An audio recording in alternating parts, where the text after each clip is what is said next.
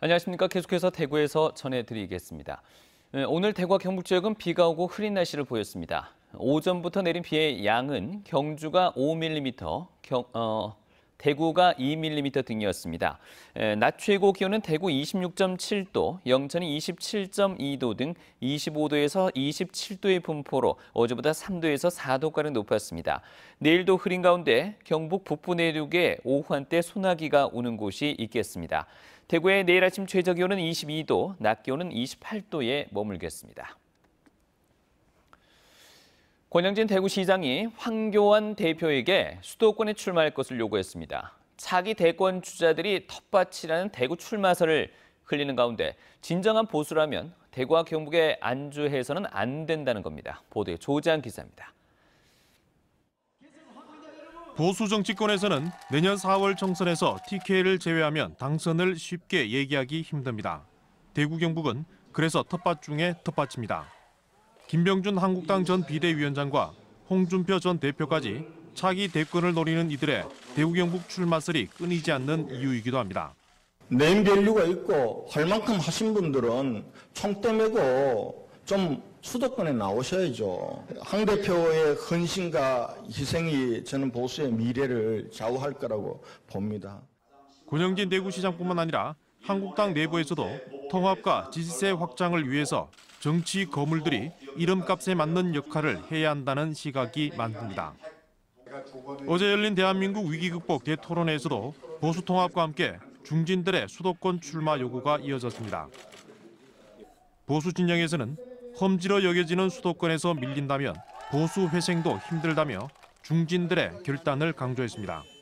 공천 혁신이라고 했을 때 앞으로 어떤 인적인 쇄신이 다음 총선에서 일어나야 야권이 희망이 있는 건데 대선 주자들이 다 여기 쉬운 지역에 와갖고 그렇게 한다는 거는 사실 정치적으로 그렇게 바람직해 보이지 않습니다. 박근혜 전 대통령 탄핵 사태를 거치며 극우 활동이 커지고 분열된 보수가 총선을 앞두고 다시 한번 시험대에 올랐습니다. MBC 뉴스 조재환입니다. 자유한국당 차기 대구 경북시도당 위원장으로 정해진 정종섭, 최교일 의원을 둘러싸고 자격 논란이 일고 있습니다. 대구시당 위원장으로 정해진 정종섭 의원은 지난해 지방선거가 끝나고 인적 쇄신을 조건으로 불출마를 선언했고 지역구 당협위원장에도 배제됐습니다. 그런데 이번에 시당 위원장을 맡으면서 지금까지 당 쇄신이 부족했다며 내년 총선에 다시 출마하겠다고 말을 바꿨습니다. 경북도당 위원장으로 추대된 최교일 의원은 뉴욕 스트리파 출입 논란이 있을 뿐 아니라 자기가 공천한 예천 군 의원들의 해외 연수 가이드 폭행 등의 추태에 책임이 있다는 지적을 받고 있습니다. 정종섭, 최교일 의원 둘 다 친박계로 총선 공천 과정에서 친박 대 비박 계파 갈등이 다시 불거질 거란 예측도 나오고 있습니다. 의성의 한 폐기물 처리 업체가 소각장 시설을 대폭 확장할 예정입니다. 업체는 대기오염 방지 시설을 도입해서 문제가 없다는 입장이지만 주민들은 증설에 반대하며 집회를 열고 있습니다. 성나귀 기자입니다. 폐기물 소각장 증설 개사 반대한다! 한창 농작물 수확에 나서야 할 의성군 단촌면 주민들이 거리에서 집회를 벌이고 있습니다. 마을 근처의 폐기물 처리 업체가 소각장 시설 확장에 나섰기 때문입니다. 주민들은 소각장이 마을로부터 450m에서 멀게는 1km밖에 떨어져 있지 않다며 폐기물 소각으로 검은 먼지와 타는 냄새 등 각종 오염을 주장하며 소각장 증설을 반대하고 있습니다. 청정지역 의성이 이 소각장으로 인해서 주민의 건강과 농산물에 심각한 타격을 줄 것 같아서 저희들은 끝까지 투쟁을 하겠습니다. 2015년 운영 인력과 시설 노후 등의 문제로 소각장 운영 휴업에 들어갔던 업체는 최근 소각장 처리 용량을 일일 6.4톤에서 94.8톤으로 14배 이상 늘리겠다며 의성군에 규모 변경에 따른 변경 허가를 신청했습니다. 그러면서 첨단 대기오염 방지 시설을 도입해 주민들이 우려하는 환경 피해는 거의 없다는 입장입니다. 소각 전문은 허가상 시간당 2톤 이상이어야 되면서 관공서에서 지금 현재 사용하는 설비하고 유사한 설비로서 주민들이 걱정하시는 대기오염 방지 시설 완벽하게 다 해가지고 하기 때문에 아무 염려 없습니다. 하지만 주민들은 의성군청 앞에서 항의 집회를 계획하는 등 강하게 반발하고 있어 폐기물 소각장 증설 논란은 계속될 전망입니다. MBC 뉴스 성락입니다. 네, 국가대표 선수촌을 제외하면 우리나라에서 볼 수 없던 시설인 선수촌이 대구의 문을 엽니다. 대구시 대흥동에 자리한 대구 선수촌이 어제 개관식과 함께 선진 체육 시스템의 시작을 알렸는데요. 대구FC 선수들의 클럽하우스로도 익숙한 이 공간을 석원 기자가 다녀왔습니다. 대구 스포츠 지형의 새로운 도전, 대구 선수촌이 문을 열었습니다. 대구 스타디움 인근인 대구체육공원에 새롭게 자리한 대구 선수촌.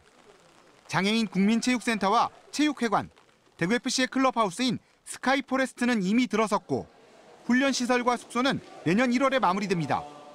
우리 엘리트 체육뿐만 아니라 우리 생활체육, 장애인 체육이 함께 소통하고 화합해서 대구가 체육으로 즐겁고 행복한 도시 만들어가겠습니다. 국가대표 선수촌을 제외하면 지역에서 선수촌이란 이름의 공간은 대구가 최초. 관련 단체가 모이며 시너지 효과가 기대되고 다양한 시설이 모여 있는 만큼 대구 체육의 구심점이 될 전망입니다. 이미 대구FC의 클럽하우스로 장점을 충분히 선보인 만큼 앞으로가 더 기대되는데요. 축구 전용구장이 중심에선 도심 재생의 상징 복합 스포츠타운에 이어 또 한 번의 새로운 도전이 될 대구 선수촌. 대구 체육을 이끌 인프라는 조성됐습니다. 이를 통해 우리 지역 스포츠 수준이 얼만큼 향상되고 스포츠 문화가 어떻게 정착될지에 관심이 모아집니다. MBC 뉴스 석원입니다. 프로축구 대구FC 조광래 대표이사의 임기가 2021년 9월까지로 연장됐습니다. 지난 2014년 9월에 부임한 조광래 대표는 팀의 승격과 FA컵 우승 등을 이끌었고 어린 선수 발굴과 같은 부분에서 성과를 거두어 이사회에서 재신임을 받았습니다. 조 대표는 대구FC의 위상을 더욱 높이고 국내 프로스포츠 시장을 선도하는 구단으로 이끌어가겠다는 각오를 밝혔습니다. 대구 경북의 중소기업 물건을 일본에 팔기 위한 수출 상담회가 호텔 인터블구 엑스코에서 열리고 있습니다. 상담회에는 일본의 17개 유통업체 바이어들이 대구 경북 50여 개 업체들이 생산한 안경테와 아기용품, 비누, 화장품 등을 두고 구매 상담을 하고 있습니다. 대구시는 지난해 말부터 추진해온 상담회가 최근 일본과의 관계 악화로 무산될 것을 우려했지만 일본 유통업체들이 대구 경북의 거래처 발굴을 적극 원해 계획대로 열었다고 설명했습니다. 경북대학교가 인문한국진흥관을 개관합니다.